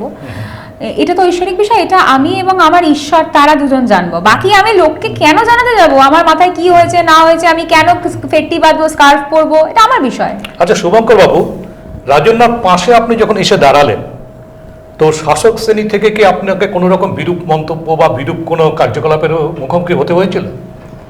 শাসক শ্রেণী, এই সরকার মানে আমার বিরুদ্ধে 37টা কেস করেছে। আচ্ছা, তো হচ্ছে সব দিক দিয়েই মানে পরিস্থিতিগতভাবে প্রায় 8-9 বছর ধরে কেস আমার নামে চলছে। হচ্ছে আরজি করের সময় মেন যে ভয়ঙ্কর একটা কেস করা হয়, আমরা আরজি কর কাণ্ডের প্রতিবাদে একটা বৃহত্তর আন্দোলনের ডাক দিই। সেই আন্দোলনে মুখ্যমন্ত্রী এত পরিমাণে ভয় পান, তিনি পুলিশ দিয়ে, বাহুবল দিয়ে, গুন্ডা বাহিনী দিয়ে যেন তেন প্রকারেণ আমাদের মিছিলটাকে আটকাতে চান। তো আমরা কন্টিনিউ জানি যে এই সরকার কিছু হলেই দমন পীড়ন করবে, পুলিশ দিয়ে মিথ্যে কেস দেবে, মিথ্যে মামলা দেবে। তো আমরা সাময়িকভাবে সব রকম মানসিক প্রস্তুতি নিয়ে আমরা পথে মানে আছি। আর এই সরকার যদি আমাকে আর কোনো রকম কেসও দেওয়ার কথা ভাবে তাহলে 10 বার ভাববে, কারণ এই সরকার সাথে আমি যেমনভাবে ফাইট করেছি, মুখোমুখি দাঁড়িয়ে লড়াই করেছি, আমার মনে হয় না আর কিছু করে এরা পার পেয়ে যাবে। কারণ প্রতিটা জায়গায় যদি আমাকে বাধা দেওয়ার চেষ্টা করে, পাল্টা 3 গুণ বাধা কেমন করে এই মুখ্যমন্ত্রীকে দিতে হয় বা কিভাবে বেগ দিতে হয়, আমরা খুব ভালো করে মানসিকভাবে প্রস্তুতি নিয়ে প্ল্যান মাফিক করে আমরা পথে নেমেছি। এবার দেখব লাস্ট, এটা শেষ যুদ্ধ। মুখ্যমন্ত্রী বলছে খেলা হবে, আমরা বলছি যুদ্ধ হবে। চাকরি দেওয়া নাহলে চাকরি ছিনিয়ে নিয়ে আসবে, যুদ্ধ হবে, প্রাণ যায় চলে যাবে। যদি এই আন্দোলন করতে গিয়ে আমার বা ওর বা কারোর কোনো ক্ষতি হয়, আমরা সেই মানসিকভাবে প্রস্তুতিও নিয়ে পথে নেমেছি। বাড়িতে আমরা বলে বেরিয়েছি ফিরতেও পারি, নাও ফিরতে পারি। বৃহত্তর আন্দোলন করতে গেলে কিছু ত্যাগ প্রয়োজন, কিছু মানুষের প্রাণ চায়। যে কোনো আন্দোলনে মানুষ প্রাণ চায়, এই আন্দোলন। তো আমরা সেভাবে প্রস্তুতি নিয়ে নেমেছি। যদি মুখ্যমন্ত্রী মনে করে মেনে দেবেন তাহলে মেনে দেবেন, কিন্তু আমরা পথ ছাড়বো না। কারণ এই সরকার কোনো মাঠ দেয় না পারমিশন, একটা মাইকিং করবো আমরা প্রচার করব পারমিশন দেয় না, কিন্তু পথ তো কারোর বাপের নয়, পথ আমাদের। আমরা পথে থাকবো, দেখবো এই সরকার কিভাবে ঠেকায়। পথে পথ দেখায়, এটাই পথ বিশ্বাস। দেখাবে। আচ্ছা রাজন দা, এখন তো বিভিন্ন জায়গায় শুরু হয়েছে যে ধর্ম নিয়ে রাজনীতি, ধর্মের সঙ্গে রাজনীতি মিশিয়ে যাচ্ছে, এবং সেক্ষেত্রে আমরা আবার নতুন করে দেখলাম যে রাজন্না হালদারেরও একটা মাথায় লাল ফিটটি। তো এটাও তো তোমার ধর্মের সঙ্গে কি টাচ আছে কিনা? 100%। আমি ধর্ম বিরোধী বলিনি। তাহলে সেই ক্ষেত্রে কি মানে তোমার সঙ্গেও কি ধর্ম সম্পৃক্ত হয়ে যাচ্ছে আন্দোলনের সাথে? একদমই নয়। শুভঙ্কর দা আগের দিন একটা খুব ভালো কথা বলছিল, আমার খুব ভালো লেগেছে, যে শুভঙ্কর দা একটা ইন্টারভিউতে বলছিল আমাদের ধর্ম হোক আমাদের কর্ম। এই মুহূর্তে দাঁড়িয়ে আমি এটাই বলবো, আমাদের ধর্ম হোক আমাদের কর্ম। আমরা এখন ধর্ম মানে খুনোখুনি, মারামারি, রাহাজানি সেটাতে বিশ্বাস করবো এমন নয়। এটা অবশ্যই ধর্মকেন্দ্রিক, যার যার ধর্ম তার তার কাছে। আপনি যদি বৈষ্ণব হন, আপনি রাধে কৃষ্ণতে বিশ্বাস করবেন। কেউ মুসলিম হলে তিনি আল্লাহতে বিশ্বাস করবেন, কেউ খ্রিস্টান হলে জিজাসে। শিখ, পারসিক, জৈন সবাই আছে, সবাই তাদের নিজস্ব নিজস্ব ধর্ম। আচ্ছা একটু আরজিকর বিষয়ে যাই। আরজিকর আন্দোলনে কি বলবেন, যে এটা কি সঠিক জাস্টিস পেল? অভয়ের মা বাবারা পেয়েছে কি? একদম পাইনি, একদম না, একদমই না, আমি এটা বিশ্বাস করি পাননি। তো এটার পরিণতি কি আছে বলে মনে হচ্ছে? আগের দিন সেটা তো সিবিআইও তো হয়েছে, কিন্তু সিবিআই তো সঠিক রিপোর্ট দিতে পারেনি এখন। আগের দিন প্রেস কনফারেন্সে এই বক্তব্যই সম্মানীয় এক্স জাস্টিস অভিজিৎ গঙ্গোপাধ্যায় তুলে ধরেছিলেন, যে অনেক বিষয় রয়েছে যেগুলো এখনো সামনে আসেনি, সেটা যদি সামনে আসে তাহলে 72 ঘন্টা বন্ধ হবে রাজ্যে, এমন পরিস্থিতি। তো আমরাও সেদিকে আশাবাদী, তারা নিশ্চয়ই কোনো না কোনো সুরাহার পথ দেখাবেন, এটা আমাদের বিশ্বাস। কারা সুরক্ষার পথ দেখাবেন? সুরাহার পথ দেখাবেন কারা? এই অভিজিৎ গঙ্গোপাধ্যায়ের মতো মানুষরা। দেখুন, আইন ব্যবস্থা একেবারে, আমাদের দেশের কথা বলছি, একেবারে উঠে গেছে। কিন্তু অভিজিৎ গঙ্গোপাধ্যায় আবার যেটা বলেছেন যে রাজ্যের শাসক দল এবং বিজেপি তারা সেটিং এ চলছে, এই বক্তব্যের সঙ্গে আপনি একমত? যদি সেটিং এই চলে তাহলে আরজিকর থেকে কিভাবে সুরাহা পাবেন? এই বক্তব্যটা তো ওনার বক্তব্য। এই বক্তব্যকে কাটার মতো বা বক্তব্যকে সমর্থন করার মতো ধৃষ্টতা আমি দেখাবো না, কারণ উনি আমার থেকে সম্মানে, বয়সে এবং সর্বক্ষেত্রেই অনেক উচ্চ স্থানে। আমাদের বক্তব্য যে সেটিংটা যদি থেকে যায় তাহলে আপনারা যে আরজিকর আন্দোলন করছেন, তাহলে অভয়ার বিরুদ্ধে তো মানে সঠিক জাস্টিস তো আপনারা পাবেন না সেটিং থাকলে। সেই জায়গাটা উনিই বলেছেন, অভিজিৎ বাবুই বলেছেন যে সেটিং এ চলছে রাজ্যে। না, এটা উনি বলেছেন, রাজ্যে সেটিং মানে সব বিষয় সেটিং এ চলছে। উনি এটা বলেছেন স্পষ্ট করে আগের দিন, যে অনেক বিষয় রয়েছে। দেখুন, আমরা সব দেশের একটা আলু পচা মানে সব আলু পচা এরকম তো নয়, সেটা তো আমরা বলতে পারি না। দেশের আইন ব্যবস্থার প্রতি আমাদের ভরসা বিশ্বাস রয়েছে, এবং নিশ্চয়ই অভিজিৎ গঙ্গোপাধ্যায় বলেছেন মানে নিশ্চয়ই কিছু না কিছু বিষয় রয়েছে যেটা খুব দ্রুত শীঘ্রই সবার সামনে আসবে। তো আমরা সেইটা দেখার পর যদি এই বিষয়ে কথা বলি, কারণ এটা তো তদন্তনাধীন বিষয়, এই বিষয়ে সেটা দেখার পর কথা বলি, সেটা বেটার হবে। 21শে জুলাই আপনি প্রচারে এলেন গান দিয়ে। আজকে যদি রাজন্না হালদারকে বলা যায় একটু গান, তাহলে কি গান আপনি গাইবেন? এই মুহূর্তে দাঁড়িয়ে খুব গুরুত্বপূর্ণ গান হচ্ছে বন্ধু বিনে প্রাণ বাঁচে না। কারণ আমরা যারা পথে নেমেছি সবাইকে আমরা চাইছি হাতে হাত মিলিয়ে এই বন্ধুতা দিয়ে আমরা এই সরকারের দুর্নীতির বিরুদ্ধে স্লোগান তুলি, আওয়াজ তুলি। তাই বন্ধু বিনে প্রাণ বাঁচে নাই মনে হয় এই মুহূর্তে দাঁড়িয়ে সব থেকে গুরুত্বপূর্ণ গান। আমি রব না ঘরে, বন্ধু বিনে প্রাণ বাঁচে না। এখন ঘরে থাকার সময় নয়, এখন রাস্তায় থাকার সময়। একটু যদি দর্শকদের একটু গানটা একটু তোমার গীতে শোনাও। বন্ধু বিনে প্রাণ বাঁচে না, আমি রব না ঘরে, বন্ধু বিনে প্রাণ বাঁচে না।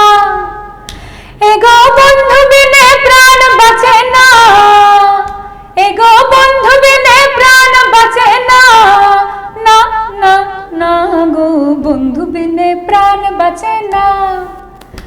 আমি রব না ঘরে, বন্ধু বিনে প্রাণ বাঁচে না। রাস্তায় আন্দোলন চলছে, তাহলে এই গানগুলো হচ্ছে না কেন রাস্তায়? আজকে আমি এটাই বলছিলাম আপনাদের এই বাইটেও এটাই বলেছি যে বিন্দু বিন্দুতে সিন্ধু হয়। আমরা শুরু করেছি, আমাদের শুরুতে যে আমরা এত স্বতঃস্ফূর্ত অংশগ্রহণ পাবো এটা ভাবিনি, এবং শুরুতেই আমরা চোখ রাঙানিও পাবো সেটাও ভাবিনি। তো শুরু করেছি, এবার আস্তে আস্তে এর প্রতিফলন কি হয় সেটা দেখা যাবে। আচ্ছা শুভঙ্কর বাবু, এবার একটু রাজ্যের বর্তমান সমস্যা নিয়ে একটু আসি। এসআইআর, এই যে এসআইআর পর্ব যে চলছে, এই এসআইআর পর্বে আমরা দেখলাম যে প্রথম ফেজেই 58 লক্ষ নাম বাদ চলে গেল, এবং তারপরে প্রায় 1,36,00,000 মতো যারা নন ম্যাপিং আছে তাদেরকে ডাকা হচ্ছে বিভিন্নভাবে। তো এই যে এসআইআর নিয়ে আপনাদের বক্তব্য কি? এসআইআর কি ঠিকভাবে হচ্ছে, নাকি এসআইআর মানুষের মানে বিপত্তির কারণ হয়ে যাচ্ছে মানুষের কাছে কিছু? দেখুন, এটা হওয়া ভীষণ রকম পশ্চিমবঙ্গের জন্য প্রয়োজন ছিল। আমাদের পশ্চিমবঙ্গের মুখ্যমন্ত্রী একদিন যখন তিনি এমপি ছিলেন তখন এই বিষয় নিয়ে কিন্তু এক দিস্তা কাগজ স্পিকারের মুখে ছুঁড়েছিলেন। তাহলে আজকে ওনার কেন সমস্যা হচ্ছে? পশ্চিমবঙ্গ একটা ভয়াবহ বারুদের স্তূপের ওপর দাঁড়িয়েছিল। এটা ভীষণ প্রয়োজন। সংশোধন না হলে যারা কারা বৈধ কারা বৈধ নয় এইটা পরিষ্কারভাবে আসতো না। কিন্তু এখানে একটা প্রশ্ন হচ্ছে যে কমিশনকে মানে যে সিস্টেমে এটা করা হচ্ছে, আমার মনে হয়েছে কমিশনকে আরও সহজ সরলভাবে করা উচিত ছিল। সাধারণ মানুষের কষ্ট হচ্ছে এইটা নিয়ে কোনো সন্দেহ নেই। আমি সর্বশেষ একটা মানুষ, আমি না কোনো দলের নেতা না কোনো এমপি, আমি খুব সাধারণ ঘরের একটা মানুষ। যদি মানে আমাকেও যদি এরকমভাবে লাইনে দাঁড়িয়ে দিনের পর দিন এইগুলো করতে হতো তাহলে আমারও সমস্যা হতো। তাই কোনো পলিটিক্যাল ভিউজ না রেখে আমি সরাসরি বলবো যে কমিশনকে আরও সহজভাবে করা উচিত, এবং পশ্চিমবঙ্গের জন্য যে কমিশনের একটু অন্যরকম স্পেশালি কিছু ধারণা রাখা উচিত ছিল। কারণ এই রাজ্যে হবে না বলে কিছু নেই। এখানে হচ্ছে ইডিকে কলকাতা পুলিশ গ্রেপ্তার করতে পারে। তা কমিশনকে ভাবা উচিত যে পশ্চিমবঙ্গটা কি পরিস্থিতিতে দাঁড়িয়ে আছে, বাকি আদার্স স্টেটগুলোতে যেমনভাবে এগুলো করা হচ্ছে পশ্চিমবঙ্গে এরকমভাবে করলে কোনোদিনও সুষ্ঠুভাবে এই কাজ করা সম্ভব নয় বলে আমি মনে করি। মানে এসআইআর যদি সঠিকভাবে হয় তাহলে রাজ্যের শাসক দল কি ব্যাক ফুটে যাবে না? ব্যাক ফুটে শাসক দল পুরো নিশ্চিহ্ন হয়ে যাবে। আচ্ছা, এই ভূত প্রেত ভোট নিয়েই তো ক্ষমতায় উনি আছেন, এটা তো পরিষ্কার। এটা তো পাবলিকও বুঝতে পারছে যে এই যারা ভূতগুলো ছিল এই ভূতরাই তো ভোট দিয়ে গেছে। নাহলে কোনো সচেতন নাগরিক এই দলটার মতো মানে জঘন্য দল এই টিএমসি দলটাকে ভোট দেওয়ার মতো মানসিকতার কারণ নেই বর্তমানে। আচ্ছা, সম্প্রতি আমরা দেখলাম যে মুখ্যমন্ত্রীর সঙ্গে একটা ইডি অফিসারদের যে একটা বকবিতণ্ডা হলো, এবং সেখানে মুখ্যমন্ত্রী গিয়ে ল্যাপটপ, মোবাইল, শোনা গেছে মোবাইল ফোন, এগুলো নিয়ে চলে এলেন।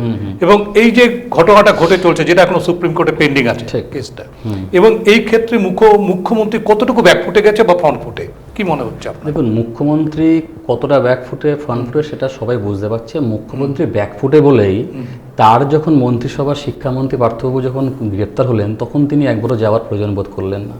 কিন্তু প্রতীক জৈন যখন বাড়িতে জাস্ট ইডি ঢুকেছে, সে বললেন প্রাণ ভোমরা, ওই প্রাণ ভোমরায় যে হাত দিয়েছে ইডি তখনই উনি ছুটছে। কিন্তু এখানে আমার সবচেয়ে বড় যেটা খারাপ লেগেছে যে ইডি অফিসাররা যারা অফিসার ছিলেন বা এসেছিলেন, মানে এটা সিমিলারিটি কি রাজীব কুমারের সঙ্গে পাওয়া যাচ্ছে? হ্যাঁ, এক্স্যাক্টলি। যে টাইমে রাজীব কুমারকে এরকম, হ্যাঁ, একদম সেম। আমি বুঝতে পারছি না কেন্দ্রীয় তদন্তকারী যে কটা সংস্থা আছে তাদের হাতে সুপ্রিম পাওয়ার দেওয়া রয়েছে, ভারতের সংবিধান তাদের সেই সুপ্রিম পাওয়ার দিয়ে রেখেছে, কিন্তু তারা কেন পশ্চিমবঙ্গের ক্ষেত্রে তারা কেন ওই সুপ্রিম পাওয়ারটা ইউজ করছে না? বা এই প্রশ্নটা খুব মারাত্মক। এটা আমাদের কাছে শুধু আমার প্রশ্ন নয়, এটা সাধারণ, কারণ আমরা একদম গ্রাউন্ড মানে বুথ স্তরে মিশি, চায়ের দোকানে বসি, রাস্তাঘাটে হাঁটি, আমি স্কুল যাই, সব জায়গায় একটা প্রশ্ন যে একটা কেন্দ্রীয় তদন্তকারী সংস্থার হাত থেকে তিনি ফাইল চুরি করে বেরিয়ে গেলেন। তারা দেখলো যদি এই কাজটা কোনো রকম কোনো সাধারণ পাবলিক করতো তাহলে ইডি তার কি হালটা করতো। কিন্তু মুখ্যমন্ত্রীর বিরুদ্ধে কেন তিনি তারা স্টেপ কিছু নিল না? কোর্ট কি করবে? তাদের কাছে ফোর্স ছিল, কেন্দ্রীয় ফোর্স নিয়ে গিয়ে তারা কিন্তু ফাইলটাকে নিয়ে আসতে পারতো, কিন্তু কারা আটকাচ্ছে বা কেন আটকাচ্ছে না সেটাকেই তাহলে রাজ্যের শাসক গোষ্ঠী কি সঠিক ছিল যার জন্য কি ইডি কোনো ব্যবস্থা নিতে পারেনি? না, সঠিক হলে কি তারা কি শিখছে তাহলে ফাইলটা আনতে যাবে কেন? তো সঠিক হলে থাক না, তদন্ত যার বুকে ভয় নেই। কিন্তু যখন ল অ্যান্ড অর্ডার ডিস্টার্ব হচ্ছে তখন তো সেইখানে তাৎক্ষণিক ব্যবস্থা নেবে, এটাই তো ছিল। এক্স্যাক্টলি, আমি তো সেটাই বলছি যে ইডি কেন করলো না? ইডি কেন্দ্রীয় ফোর্স নামিয়ে, সেন্ট্রাল ফোর্স নামিয়ে কেন মুখ্যমন্ত্রী বাড়ি থেকে ফাইলটা? এই বিষয়ে রাজনার কাছে যাচ্ছি। রাজন, এই বিষয়ে তুমি কি বলবে? যে রাজ্যের যেখানে আইন শৃঙ্খলা অবনতির হওয়ার কথা, সেখানে ইডি চুপ করে বসে থাকলেন, তারা তো কোনো ব্যবস্থা নিলেন না। তো এটা কেন হলো? এটা রাজন নাকি উত্তর দেবে? এটা সাধারণ মানুষ বুঝে যাচ্ছে কি হয়েছে। আজকে আমি এখানে দাঁড়িয়ে ক্যামেরার সামনে সত্যি বলি মিথ্যে বলি, মানুষ ধরে নেবে। মানুষ ধরেও নিয়েছে যে কি ঘটছে এই মুহূর্তে দাঁড়িয়ে বর্তমান সময় পশ্চিমবঙ্গে। আর এই যে ঘটনাটা, এটা তো চোখে আঙুল দিয়ে দেখিয়ে দিল যে কোথায় কি বক্তব্য রয়েছে এবং কোথায় কি ভাবনা কারা কারা পোষণ করে রেখেছে। তো এই বিষয় নিয়ে তোমার কোনো আন্দোলন থাকছে কি? যে রাজ্যের এই যে আইন শৃঙ্খলা, তোমরা বলছে যে ওমেন এম্পাওয়ারমেন্ট, এমপ্লয়মেন্ট জেনারেশন, এই সব কিছু নিয়েই তো করছো, কিন্তু দুর্নীতির বিরুদ্ধে ল অ্যান্ড অর্ডার সিচুয়েশন, এইগুলো 100%। আমরা তো সব থেকে প্রথম যে বিষয়টা নিয়ে, এই দুটো তো মুখ্য উদ্দেশ্য, এর বাইরে এই মুখ্য উদ্দেশ্যগুলো কেন আসছে, তার কারণ দুর্নীতিটা রয়েছে বলে তাই। এবার এই দুর্নীতি শুধুমাত্র এই শিক্ষাতে রয়েছে, নারী সুরক্ষাতে, মানে স্বাস্থ্যতে রয়েছে এরকম বিষয় নাই, দুর্নীতি সমগ্র জায়গা জুড়ে রয়েছে। আইন শৃঙ্খলার ক্ষেত্রেও সেই দুর্নীতি কাজ করছে। আপনারা যে আন্দোলনটা করছেন, টুম্পা কয়েল, মৌসুমী কয়েল, এরা তো এই ধরনের আন্দোলন তারাও করছে, তাদের সঙ্গে কোনো যোগাযোগ হয়েছে কিছু? না, তাদের সঙ্গে আমরা যোগাযোগ করিনি। তারা করবেন, তারা তো একটা আন্দোলন করছে। অবশ্যই আমরা এই আন্দোলনে সবার সাহায্য চাই। আমরা এরকম নয় যে কোনো পার্টিকুলার দলের কাছে যাচ্ছি, আমরা সর্বদল সাধারণ মানুষ মতামত ধর্ম কর্মের ঊর্ধ্বে গিয়ে সবার কাছে সাহায্য চাইছি। তো আমরা অবশ্যই সেই সাহায্য তাদের কাছেও চাইব। কংগ্রেস দলের সঙ্গে আপনাদের যোগাযোগটা কেমন আছে? সে ব্যক্তিগত আপনি কংগ্রেস নাই করতে পারেন, কিন্তু যোগাযোগটা কেমন আছে? আমাদের সবার ফ্র্যাটার্নিটি তো মানে উত্থানই তো আমাদের পরিবারের সবার কংগ্রেস থেকে। কংগ্রেসকে অস্বীকার করলে কি সেটা হয়? একদমই হয় না। আমার দাদু, তার বাবা সবাই কংগ্রেস করতেন এবং আমার বাবাও কংগ্রেস করতেন। তারপর 1998 সালে তৃণমূল আসার পর তিনি তৃণমূলের সঙ্গে যোগদান করেছিলেন। তো কংগ্রেসকে অস্বীকার করবো না কখনো। বিভিন্নভাবে শোনা যাচ্ছে যে রাজন্না হালদাররা কংগ্রেসের ছত্রছায়া আন্দোলন তৈরি করার একটা পরিকল্পনা করছে, সেটা কি সঠিক? কংগ্রেসের ছত্রছায়া করছে এটা বলাটা ঠিক হবে না। আমরা কংগ্রেসের সমর্থনও নিচ্ছি, এটা বলাটা ঠিক হবে যে কংগ্রেসের সমর্থনও আমরা নিচ্ছি। আমরা যেরকম মানে কিভাবে কতটুকু সমর্থন তোমরা পাচ্ছ এই আন্দোলন? আমরা ইতিমধ্যে অধীর রঞ্জন চৌধুরী সম্মানীয় প্রাক্তন এমপি, তার সঙ্গে এমএলএ লোকসভা, হ্যাঁ সেটাই, বিরোধী দলের নেতা ছিলেন। তো তার সঙ্গে আমরা কথাও বলেছি। তো দেখা যাক, তিনি আমাদেরকে বলেছেন তিনি সমর্থনে আছেন। তো দেখা যাক সেটা কতদূর কি হতে পারে। মানে রাজ্যের বিভিন্ন জায়গায় যখন আপনারা যে মুভমেন্ট করছেন, মানুষের সমর্থন কিভাবে কি পাচ্ছেন, বা কোন জায়গাটা বিশেষভাবে আপনাকে আকর্ষণ করছে, যে জায়গাটা আপনাকে মোটামুটি অ্যাকসেপ্ট করছে, বিভিন্নভাবে আপনার ভালো লাগছে যে আরো বেশি আপনি সেখান থেকে ম্যান পাওয়ার পাচ্ছেন, এরকম জায়গা? শুরু তো করেছি রায়গঞ্জ থেকে। রায়গঞ্জের স্বতঃস্ফূর্ত ভাবনা চিন্তার টেক্সট মেসেজ সব কিছু মিলিয়ে যদি বলি, তাহলে আজকে শুরু করেছি, এবার বাকিটা তো আমি পুরোটা বলতে পারবো না, কিন্তু আজকে শুরুতে আমি দেখেছি মানুষ স্বতঃস্ফূর্তভাবে অংশগ্রহণ করছে। এবং শুধু সেটা নয়, রাস্তায় যখন মিছিল হাঁটছে, রাস্তা দিয়ে যখন এগিয়ে যাচ্ছে, দোকান থেকে পথ চলতি মানুষ, টোটোয় থাকা, অটোয় থাকা মানুষ, বাসে থাকা মানুষ, সবাই আমাদের মিছিলকে সমর্থন করছে। এটা তো একটা রায়গঞ্জকে বেছে নিলেন কেন? রায়গঞ্জকে বেছে নেওয়ার সব থেকে গুরুত্বপূর্ণ কারণ হচ্ছে রায়গঞ্জ কালচারালি সমৃদ্ধ। এবং আমরা ছোটবেলায় পড়েছিলাম যে রায়গঞ্জের মাটিতে আন্দোলনে, রায়গঞ্জের মাটিতে রাজনীতির প্রত্যক্ষ নিদর্শন বা ছাপ রয়েছে। তো সেই জায়গা থেকে দাঁড়িয়ে আমাদের মনে হয়েছে যে রায়গঞ্জ থেকে শুরু করাটা, যেহেতু এটাকে কালচারাল হাব বলা হয়, তো রায়গঞ্জ থেকে শুরু করাটা বেটার হবে। না, যখন কালচারের কথাটা আসলো, আমাদের দক্ষিণ দিনাজপুরের একজন বড় নাট্য ব্যক্তিত্ব হরিমাধব মুখার্জি, যাকে মরণোত্তর পদ্মশ্রী দেওয়া হলো। এবার সবার একটাই আফসোস যে দেওয়াতে সবাই খুশি হয়েছে, কিন্তু এই লোকটা যদি বেঁচে থাকতেন, তিনি অল্প দিন তার মৃত্যু হয়েছে, বেঁচে থাকলে যদি এই সম্মানটা তিনি পেতেন, তাহলে এটা বোধহয় আমাদেরকে আরো বেশি সমৃদ্ধ করত। হ্যাঁ, কিন্তু এই মরণোত্তরটা দেওয়াটা, এটা পেছনে কোনো রাজনীতি মনে হচ্ছে? রাজনীতি দেখছেন আপনি? এখন তো সবকিছুই রাজনীতি। আমি আপনাকে মানে এটা আমি বলছি, আমি দেখেছি এরকম ব্যাপার না, আমি হয়তো দেখিও নি, আমি ফেসবুক থেকেও দেখেছি, অনেকের থেকে বক্তব্যও পেয়েছি। এখন তো অ্যাওয়ার্ড ফাংশনগুলো, অ্যাওয়ার্ড শোগুলো নাকি রাজনীতির ছত্রছায়ায় হয়। কে অ্যাওয়ার্ড পাবে সেটাও নাকি নির্ধারিত হবে দপ্তর থেকে, সরকারি দপ্তর থেকে। এবং সব থেকে লজ্জা লাগে যে বইমেলার মতো, আমাদের কলকাতা বইমেলার মতো এরকম একটি অনুষ্ঠানে আগে উপস্থিত থাকতেন শঙ্খ ঘোষ, সুনীল গঙ্গোপাধ্যায়, সঞ্জীব চট্টোপাধ্যায়, আর এখন সেই বইমেলার কি পরিণতি, কি জরাজীর্ণ হয়ে দাঁড়িয়ে আছে, কঙ্কালসার দেহ নিয়ে দাঁড়িয়ে আছে বলবো আমি। এগুলো তো কাম্য না, এটাও তো রাজনীতিরই প্রভাব, এটা তো হওয়ার বাঞ্ছনীয় ছিল না।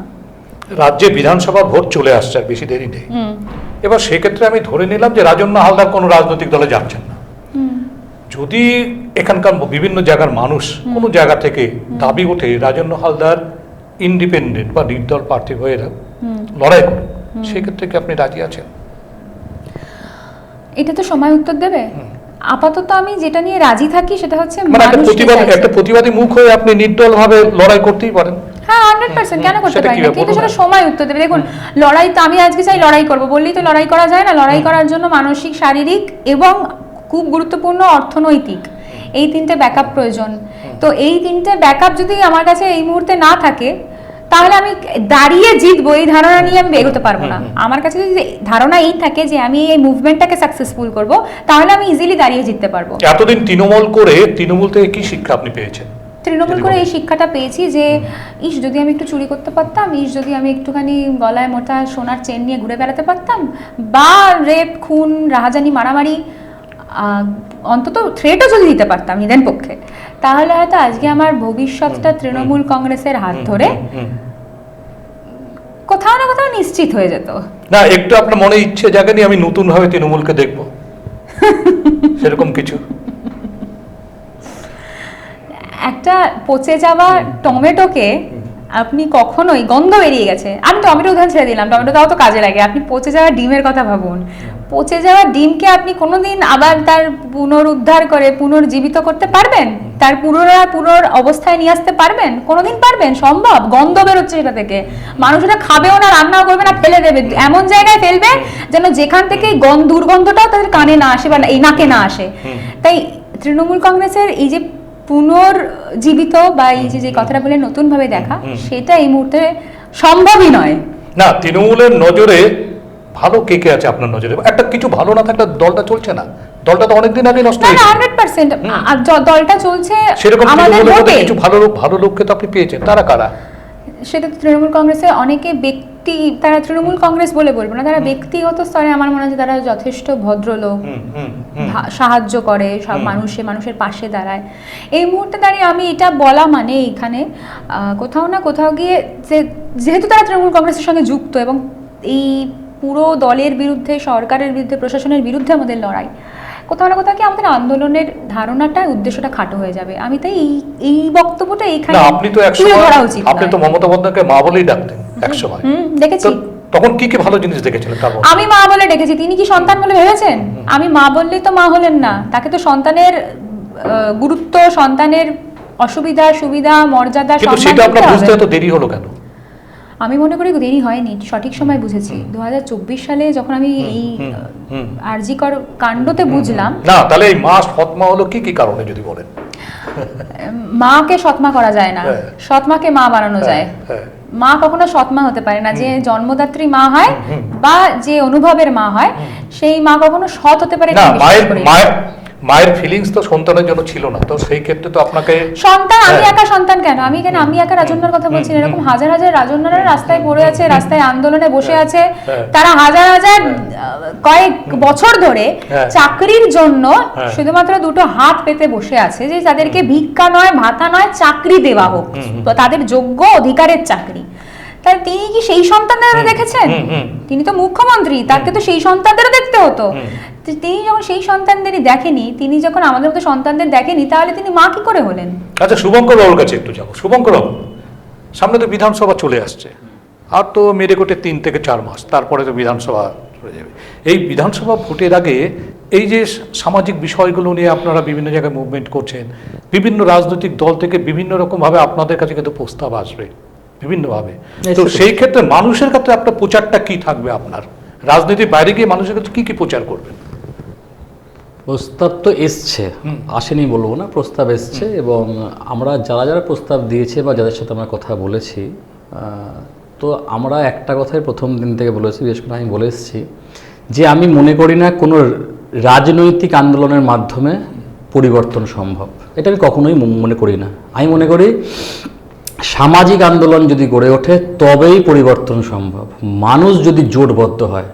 কারণ পশ্চিমবঙ্গের যে পরিস্থিতিতে এসে দাঁড়িয়েছে, এখানে 500 টাকার বিনিময়ে ভোট হয়, লক্ষ্মী ভাণ্ডারের নাম করে ভোট হয়, এখানে মিছিলে আসার নাম করে ভোট হয়, 500 টাকা দিন মিছিলে আসুন।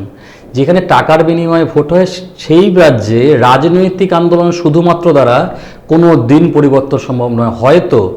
হয়তো শরীরটা একই থাকবে, কিন্তু বিভিন্ন রকম আমরা যেমন জামা বদলাই, হয়তো একই ব্যক্তি বারবার করে জামা বদলে আসবে, কিন্তু সব সিস্টেমের পরিবর্তন হবে না। আমরা সিস্টেমের পরিবর্তন করব। সিস্টেমের পরিবর্তন করতে গেলে কোনো রাজনৈতিক যে প্রার্থী হতে হবে, ভোটে দাঁড়াতে হবে, এগুলো খুব তুচ্ছ বিষয়। আচ্ছা রাজন না, এই যে লড়াইটা তোমরা লড়ছো, যে লড়াই আমরা দেখছি, একদিকে শাসক শ্রেণী এবং তার বিরুদ্ধে যে সমস্ত বিরোধী দলগুলো আছে, তাদেরকে একসঙ্গে যদি তোমরা ঐক্যবদ্ধ করতে না পারো, তাহলে তো তোমাদের যে গোল সেটা তো সাকসেস হবে না। তো সেই ক্ষেত্রে যে বিভিন্ন রাজনৈতিক দলগুলো আছে, সেই দলগুলোকে একসঙ্গে একই জায়গাতে আনবার জন্য তোমাদের কি কি প্রচেষ্টা করবে? আমাদের কাছে রাজনৈতিক দলের থেকে গুরুত্বপূর্ণ মানুষ। ওই রাজনৈতিক দলগুলো এক জায়গায় আসার থেকেও সেই রাজনৈতিক দলের সঙ্গে যুক্ত মানুষগুলো এক জায়গায় আসুন। মানে তোমাকে তো শাসক শ্রেণী থেকে এই যে লোকগুলো যে বিচ্ছিন্ন হয়ে আছে, তাদেরকে তুমি যদি একটা আমব্রেলার নিচে না আনতে পারো, তাহলে তারা তোমাদের না, এবং আমাদের তো সকলের উদ্দেশ্য এক, তাদের এবং উদ্দেশ্য। সেই ক্ষেত্রে দেখা যাচ্ছে যে তৃণমূল কংগ্রেস যে বিভিন্ন সোশ্যাল স্কিমগুলো দিয়ে রেখেছে, লক্ষ্মীর ভান্ডার, রূপশ্রী, কন্যাশ্রী, এই ধরনের অজস্র যে স্কিম, যেগুলো মানুষকে বিভিন্নভাবে আকৃষ্ট করছে, মানে সেটা যেভাবেই হোক, কিন্তু মানুষ কিন্তু আকৃষ্ট হচ্ছে। সেই জায়গাটাকে ব্রেকআপ করতে গেলে তোমরা নতুন কি জিনিস লক্ষ্য সামনে রাখবে, মানুষের কাছে কি প্রচার করবে এর বিরুদ্ধে? প্রচার এই মুহূর্তে দাঁড়িয়ে তাদের উদ্দেশ্য, এই সাধারণ মানুষ যারা, তাদের উদ্দেশ্য, বিভিন্ন দলের কথা বলছি, এবং আমাদের উদ্দেশ্য এক। এমনি তারা আমাদের সঙ্গে একত্রিতভাবে এই লড়াইতে রয়েছে উদ্দেশ্যের জন্য, উদ্দেশ্য আমাদের এক। এবার এইটা খুব গুরুত্বপূর্ণ বিষয় যে আজকে কন্যাশ্রী, রূপশ্রী, ঐক্যশ্রী, সবুজ সাথী এর বিরুদ্ধে লড়াই করা ডিফিকাল্ট, মানুষ মানে কিছু মানুষ মনে করে সেটা। কিন্তু একটা কথা ভাবুন তো, আজকে কন্যাশ্রী পেয়ে যেই ছেলেটা বা যেই মেয়েটা, কন্যাশ্রী মেয়েদের দেওয়া, যেই মেয়েটা স্কুলে যাচ্ছে, সবুজ সাথী সাইকেল পেয়ে যেই ছেলেটা বা মেয়েটা কলেজে যাচ্ছে, স্কুলে যাচ্ছে, তাদের স্কুল কলেজ পরবর্তী ভবিষ্যৎটা কি? তাদের তো স্কুল কলেজ পরবর্তী কোনো ভবিষ্যৎ নেই। স্কুল কলেজে পড়লো, তারপর কি হলো? তারপর তাদের বিয়ের জন্য যুবশ্রী দেওয়া হচ্ছে, এই রূপশ্রী দেওয়া হচ্ছে, বিয়ের জন্য টাকা পয়সা দিয়ে তাদের বিয়ে দিয়ে দেওয়া হলো। তাহলে কন্যাশ্রী দেওয়ার ভ্যালিডেশনটা কি আছে, ভ্যালু কি আছে? আমি কন্যাশ্রী দিচ্ছি তাকে বিয়ে দিয়ে, রূপশ্রী দিয়ে বিয়ে দেওয়ার জন্য না, কন্যাশ্রী দিচ্ছি তাকে ভবিষ্যতে একটা চাকরি, প্রাপ্য অধিকারের চাকরিটা দেওয়ার জন্য। তো এই ধারণাগুলো আমার মনে হয় বিভিন্ন বিরোধী দলদের সঙ্গে আমাদের একই ধারণা, তাই জন্য আমরা একই সঙ্গে জোটবদ্ধ হয়ে আন্দোলনটা করতে পারবো। যদি মমতা বন্দ্যোপাধ্যায়ের, ধরে নিলাম যদি মমতা বন্দ্যোপাধ্যায় ক্ষমতায় না থাকে বা তৃণমূল কংগ্রেস যদি ক্ষমতায় না থাকে, তাহলে আপনার সেকেন্ড চয়েস কাকে আপনি মুখ্যমন্ত্রী হিসেবে দেখতে চান? মমতার পর তুমি কাকে দেখতে চান? এটা তো এই মুহূর্তে দাঁড়িয়ে বলাটা খুব ডিফিকাল্ট, তবে অবশ্যই আমি এটা মানে অস্বীকার করবো না, কোন রাজনৈতিক দল? অভিজিৎ গঙ্গোপাধ্যায়ের মতো মানুষরা, শিক্ষিত মানুষরা যদি সেই আসনে বসেন বা সেই পদে আসীন হন, তাহলে তো অবশ্যই ভালো। সেই দিনগুলো দেখলে তো ভালো দিন, সেইগুলো যে সাধারণ মানুষ তারা ন্যায়ের পক্ষে রয়েছে এবং তাদের ভবিষ্যতের ভাবনা চিন্তা সেইটা খানিকটা দূরীকরণ করতে পারবে। উনি তো রাজনীতিতে আগে বেশি দিন ধরে আসেননি, উনি তো আগে বিচারপতি ছিলেন, তাহলে অল্প দিনের মধ্যে তিনি রাজনীতির প্রেক্ষাপটে কিভাবে আসবেন সেই জায়গাতে? তিনি অভিজিৎ গঙ্গোপাধ্যায় সাধারণ মানুষের জন্য, এটা আমি নিজের কানে শুনেছি যে উনি নাকি যারা আন্দোলনকারী ছিলেন তাদের বাচ্চাদের দুধের কৌটো পর্যন্ত উনি কিনে দিতেন। যেই মানুষটা আন্দোলনকারী, আন্দোলনেরত সাধারণ যুব সমাজের জন্য ভাবতে পারে, তার মানে আমি মনে করি যে দেখুন এইগুলোর কথা হওয়ার কথা, এগুলো আজকে আলোচনা করে আমার আন্দোলনের উদ্দেশ্য থেকে আমরা সরে যাব, কিন্তু তবুও আমি এটা বলি সেই মানুষটা যদি সেই পদে আসে তাহলে তো মানবিক মুখ্যমন্ত্রী হবে, এটা বিশ্বাস রাখবো। আচ্ছা, শেষ প্রশ্ন আপনার কাছে, সেটা হচ্ছে যদি এই মুহূর্তে বলেন সিপিএম, কংগ্রেস, বিজেপি, বড় বড় যেগুলো দল রয়েছে তাদের মধ্যে সঙ্গে তৃণমূলও আছে, এর মধ্যে আপনি কোন দলকে সব থেকে বেশি পছন্দ করছেন এই মুহূর্তে দাঁড়িয়ে? এই মুহূর্তে দাঁড়িয়ে আমি সাধারণ মানুষের মতামতকে বেশি গ্রহণযোগ্যতা দিচ্ছি, গ্রাহ্যতা দিচ্ছি, মান্যতা দিচ্ছি। এই দল দল দল দল আমি অনেকদিন ধরে শুনে যাচ্ছি দল এই সাধারণ মানুষ কাকে বেছে নেবে মনে হয়? দল দল এই দলাদলিতে কিচ্ছু হবে না, আমি আপনাকে বলি দাদা, কেউ না, সরকারকে যদি সরাতে হয় তাহলে তো অন্য একটা দলকে আসতে হবে 100%। এবং সেটা যদি আসতে হয় তাহলে কি আসতে পারে বলে আপনার মনে হয়? এই মুহূর্তে দাঁড়িয়ে আমরা একটা সন্ধিক্ষণে দাঁড়িয়ে আছি। এই মুহূর্তে দাঁড়িয়ে আমরা এটা বলতে পারবো না যে আচ্ছা। কোন দল সরকারে আসবে। আদৌ একক কোন দল সরকার গঠন করে কিনা আমি সেটা নিয়ে সন্দেহ প্রকাশ মানে করছি। কোয়ালিশন হতে পারে। হতে পারে, একক করা ওই ত্রিশঙ্কু সরকারের মতো হতে পারে এবার, কিন্তু এবার এমন একটা মানে ক্রুশিয়াল মোমেন্টে আমরা দাঁড়িয়ে আর আছি। এর মধ্যে থেকে যদি কাউকে আপনি পছন্দ করেন তাহলে সেটা কি হবে? এই মুহূর্তে মানে দাঁড়িয়ে এবার আপনি করতেই পারেন, আমার ideology দাঁড়িয়ে ছাত্র যুব ঐক্যবদ্ধ আন্দোলন, ছাত্র যুব ঐক্য সমাজ, তাকে আমরা পছন্দ করছি। আজকে সময়ের অভাবে আর আমরা আলোচনা এগোতে পারছি না, তো ভালো থাকবেন, সুস্থ থাকবেন। এখানেই আমরা শেষ করছি আজকের সাব কথা। রাজন্যা, আপনাকে মূল্য Thank সময় you, দেওয়ার thank জন্য you. ধন্যবাদ। শুভঙ্কর বাবু, আপনাকে অজস্র ধন্যবাদ ভারত টিভি আসবার জন্য।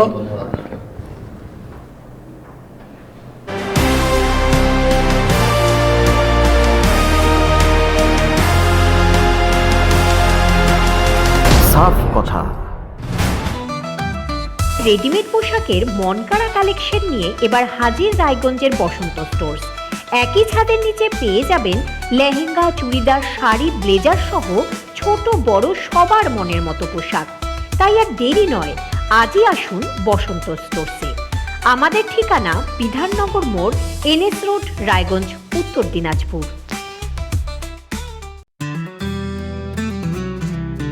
গ্রসারি থেকে কসমেটিক্স,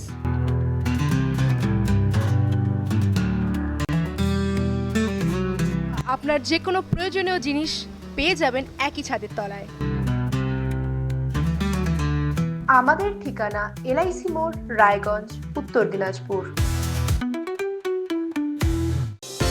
চোখের সমস্যা বাড়ার আগেই আজই আসুন জীবন রেখা হসপিটাল, আপনার পরিবারের নতুন ভরসা। আপনার স্বপ্ন এবার আপনার শহর রায়গঞ্জে।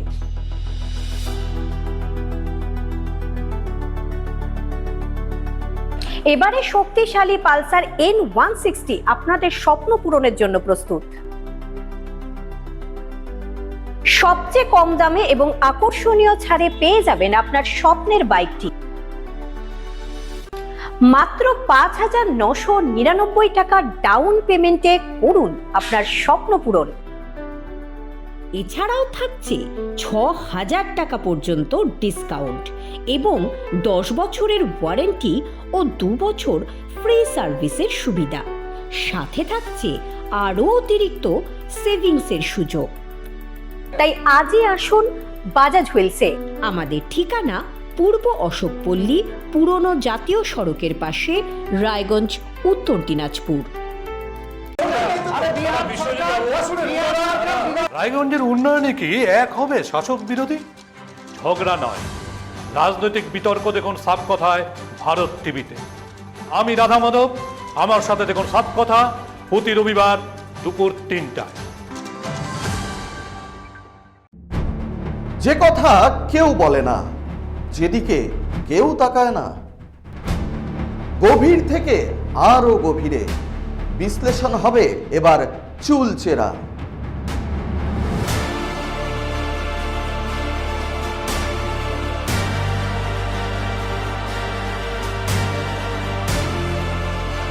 কারোর দাবেদারি নয়। আমি সত্যান্বেষী, আমার সঙ্গে থাকুন প্রতিদিন রাত 8টায় শুধুমাত্র ভারত টিভিতে। রেডিমেড পোশাকের মনকাড়া কালেকশন নিয়ে এবার হাজির রায়গঞ্জের বসন্ত স্টোর্স। একই ছাদের নিচে পেয়ে যাবেন লেহেঙ্গা, চুড়িদার, শাড়ি, ব্লেজার সহ ছোট বড় সবার মনের মতো পোশাক। তাই আর দেরি নয়, আজই আসুন বসন্ত স্টোর্সে। আমাদের ঠিকানা বিধাননগর মোড়, NS রোড, রায়গঞ্জ, উত্তর দিনাজপুর।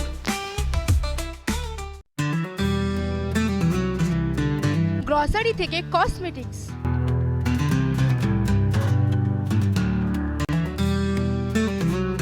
আপনার যে কোনো প্রয়োজনীয় জিনিস পেয়ে যাবেন একই ছাদের তলায়। আমাদের ঠিকানা LIC মোড়, রায়গঞ্জ, উত্তর দিনাজপুর। চোখের সমস্যা বাড়ার আগেই আজই আসুন জীবন রেখা হসপিটাল, আপনার পরিবারের নতুন ভরসা। আপনার